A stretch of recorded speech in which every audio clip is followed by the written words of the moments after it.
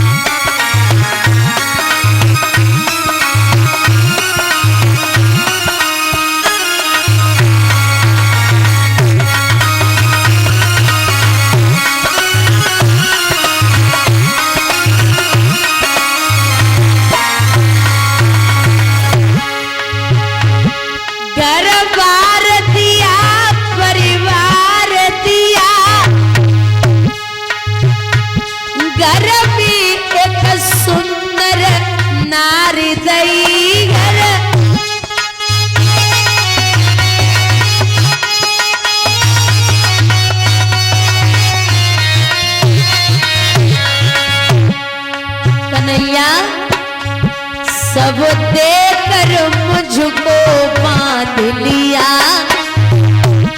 आराम तो है पर चैन नहीं।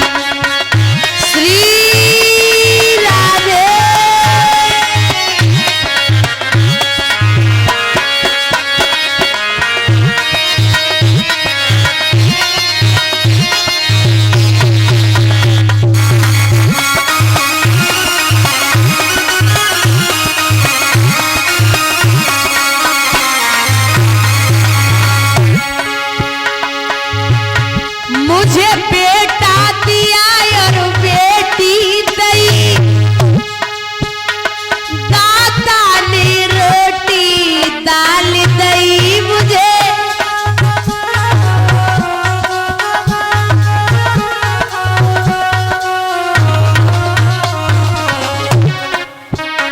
मुझे वो ममता ने बांध लिया, आराम तो है पर चैन नहीं।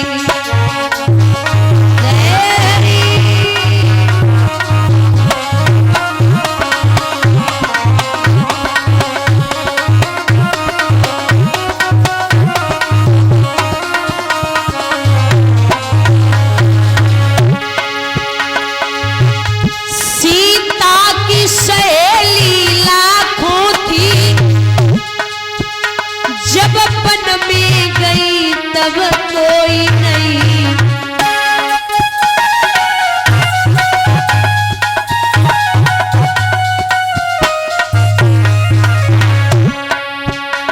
बन बन में जाके देख लिया, आराम तो है पर चैन नहीं।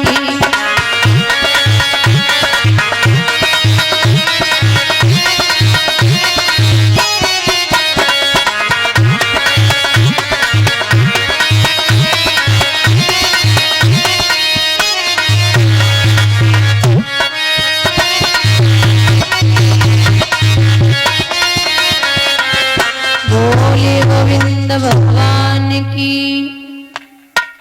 सतगुरुदेव भगवान की। दोनों हाथ ऊपर उठा के जयकार लगाएंगे। बोलिए बाल कृष्ण भगवान की, श्री नित्यानंद महाराज की।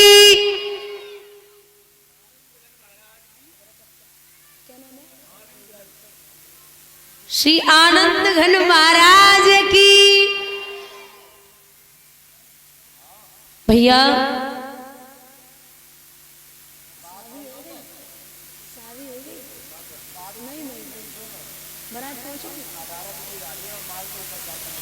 श्री सुखदेव भगवान वर्णन करते हैं, राजन परीक्षित माताओं शांति बनाए रखो, बात नहीं।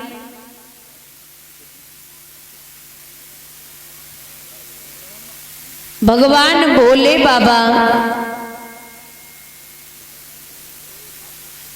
के साथ में विवाह की तैयारियां हुई हैं। मैया पार्वती की।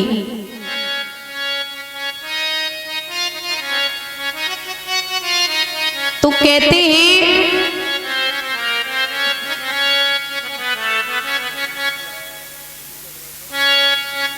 कि मां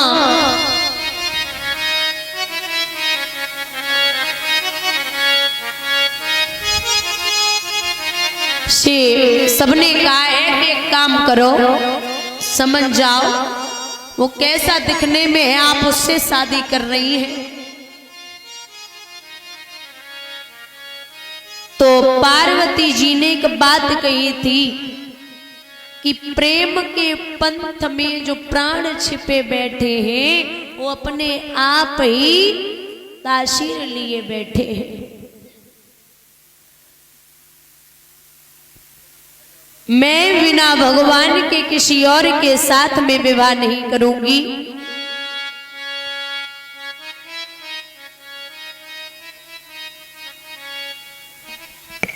भगवान ने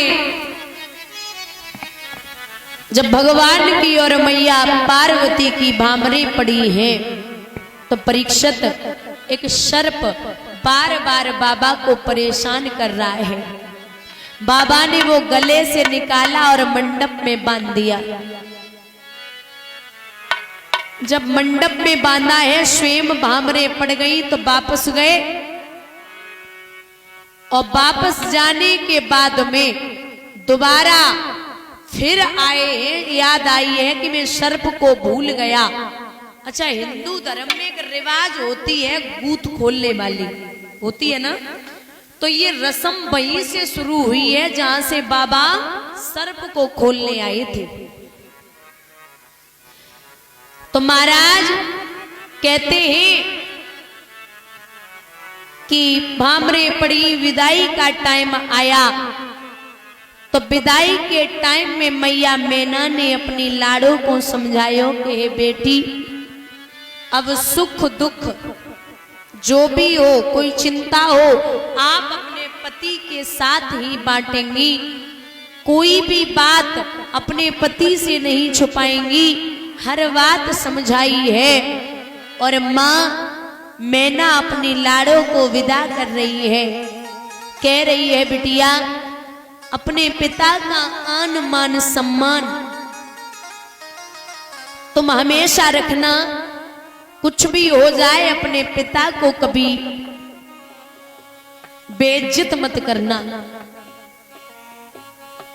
समझा के जब विदा किया है,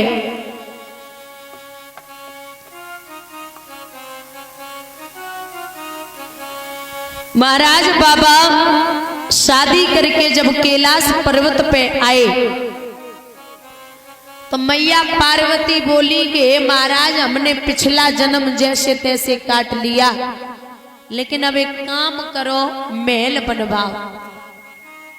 तो बुजुर्गों, सोने के महल बनवाए गए। उन सोने के महलों का गृह प्रवेश करवाने के लिए आए विश्वशर्मा, जो रावण के पिताजी हैं, ब्राह्मण विश्वशर्मा। वो गृह प्रवेश करवाने के लिए आए तो रावण ने जवाब दिया कि ये सोने के महल हमें बहुत अच्छे लग रहे हैं, क्या करें? तो जवाब दो। रावण ने कहे, पिताजी आप दक्षिणा में ये सोने के महल मांग लेना। तो दक्षिणा में विश्वशर्मा ने वो सोने के महल भगवान भोले बाबा से मांगे। परीक्षित उन्हीं महलों का नाम पड़ा है लंका। बोलिए गोविंद भगवान की। भगवान भोले बाबा कहने लगे, हमारा तुम्हारा गुजारा कैलाश पर्वत पर ही होगा, इसलिए महलों की इच्छा न करो।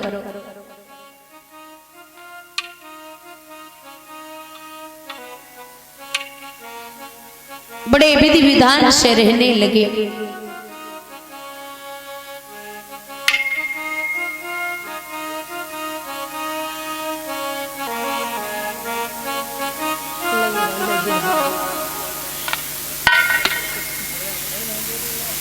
तो वो भाई हमारा ये डिब्बा नहीं जा रहे ये आ रही ये घेर हुए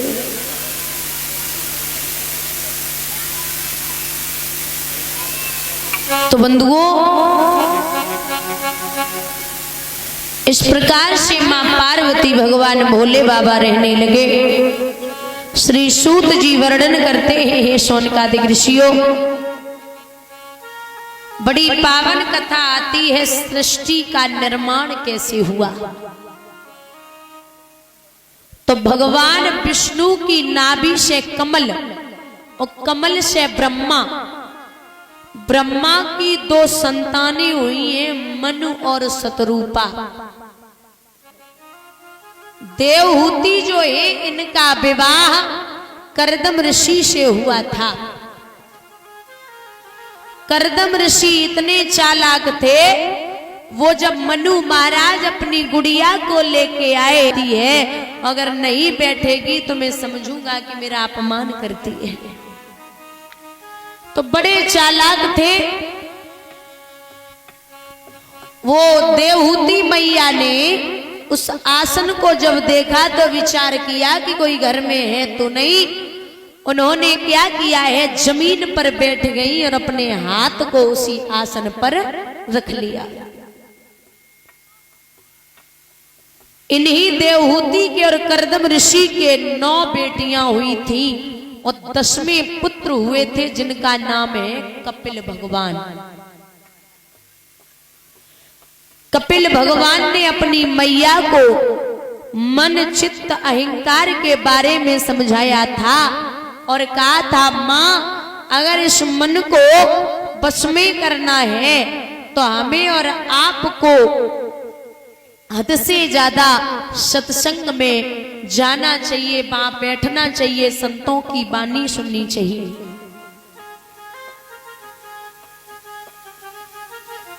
समझाया। महाराज एक बात और बता दें, विद्वान कहते हैं हम और आप मनु महाराज के ही वंशज हैं। हम और आप मनु महाराज के ही वंशज हैं, क्योंकि दुनिया 3 चीजों से बनी है, सतोगुण, रजोगुण और तमोगुण। लेकिन विज्ञान कहता है कि दुनिया 3 चीजों से बनी है, इलेक्ट्रॉन, प्रोटॉन और न्यूट्रॉन। और डी माने डिस्ट्रॉयर, और जनरेटर का मतलब होता है बनाने वाला, ऑपरेटर का मतलब होता है पालन करने वाला, और डिस्ट्रॉयर का मतलब होता है संहार करने वाला, मारने वाला।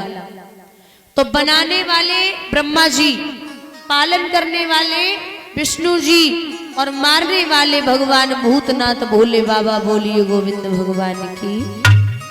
तो दुनिया 3 चीजों से ही बनी है। हम और आप मनु महाराज के ही वंशज हैं। महाराज ये जो मनु महाराज हैं, इनके उत्तानपाद और प्रियव्रत 2 बेटे। उत्तानपाद उसे कहते हैं जो मां के गर्भ से उल्टा पैदा होता है। उत्तानपाद उसे कहते हैं जो मां के गर्भ से उल्टा पैदा होता है। ये अयोध्या नगरी के राजा हैं। अयोध्या उसे कहते हैं जिसे युद्ध में किसी भी राज्य ने जिस राज्य को न जीत पाया हो, वो होती है अयोध्या। इनकी प्राण प्रिय का नाम है सुनीति। महाराज सुनीति उसे कहते हैं जिसकी सुंदर नीति हो और जो घर परिवार में नीति चाहती हो। उत्तानपाद की प्रथम प्रिया सतियों में लेखी जाती थी, अब वो परम विनीता नीतिवती रानी सुनीति कहलाती थी। बड़ी समझदार और सुशील है, बड़ी पतिव्रता है। लिखा है कि पतिव्रता औरत वो होती है